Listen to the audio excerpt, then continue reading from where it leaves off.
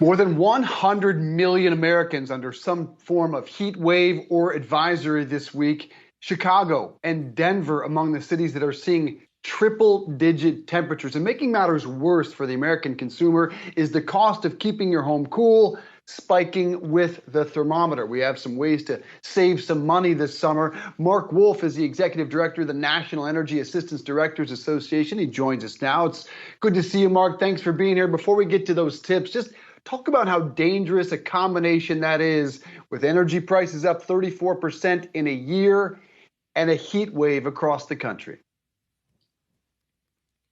Well, I think the way to think about this is that a couple of things are going on that are all pretty bad. Rising temperatures, when it's very hot, they're public health concerns. So for example, if you're outside and you're elderly, and it's 105 degrees, you can have a heart attack. You can get very sick. If you're at home and you don't have air conditioning or you don't turn it on, your body doesn't adjust to rising temperatures, you can also get very sick. So there are public health issues to be worried about. And the other issue, of course, is the cost. It's not just the price of electricity, it's the amount you use.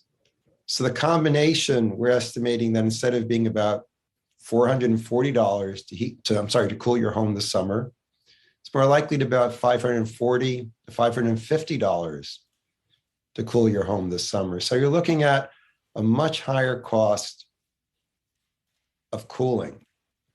And part of it's being driven by the rise in natural gas prices, which is being driven by the recovering economy, as well as increased demand in Western Europe because they're trying to cut back on purchases of Russian gas. So a lot of different factors are going into the cost of your electric bill this summer. So there's a lot to be very concerned about. And then, of course, the question is, as you started this conversation, is what can you do as a consumer? You can't stop the war. You can't change the temperature, but you can take very practical measures to cut back on the amount of electricity you use. The less electricity you use, the lower your bill. So let me give you a couple of examples of ways that you can reduce your bill this summer. And some of it's very obvious, except it takes some time to think about how to implement them in your normal day-to-day life.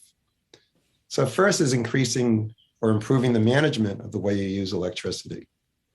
Make sure to clean the filter or the filters in your air conditioning units.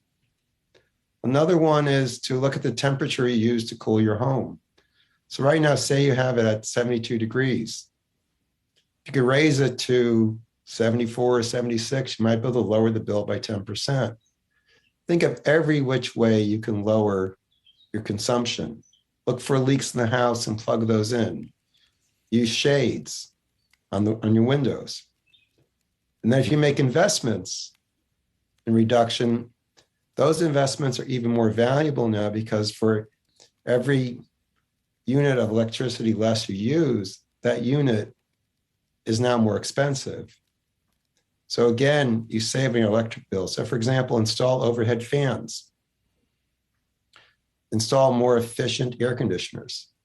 All of those together can help you save, maybe 20% on your electric bill and will make quite a difference this summer. And it's not just, of course, saving electricity. There are some external benefits.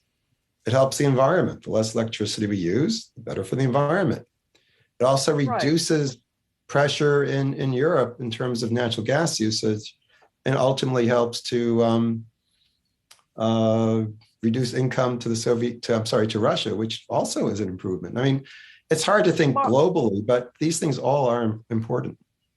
Mark, I do want to ask you, because a lot of people are already behind on the utility bills because they have had to make that tough decision between what they're going to spend on when they do have inflation really biting into everything. An estimated $22 billion in late utility bills as we've seen these energy prices spike. What advice do you have for people who are already behind on their utilities, how they can sort of manage this or perhaps talk to their providers to try and ease some of that burden? Oh, it's a terrible situation. These are almost record Utility bills in terms of arrearages, normally it's about $12 billion that people are behind on. Now we're looking at $22 billion. There are a number of things you should do if you're behind your bill. First, call your utility. Tell them you're trying to work out a payment plan. See if there's anything you can do to prevent a shutoff if you're that far behind. The other thing to do is see what federal aid is available.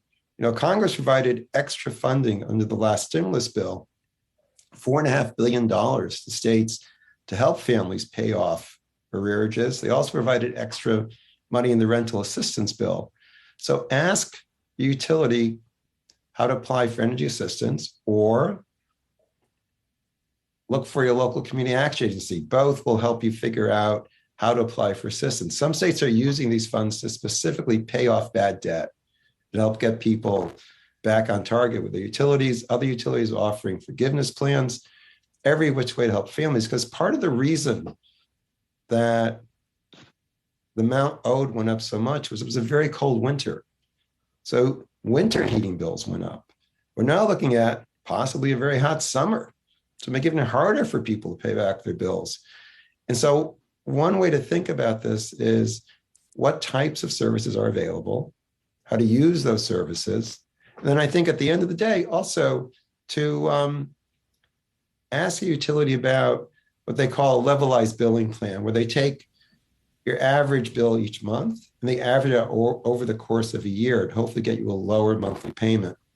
But the underlying problem is that energy prices are just very high right now.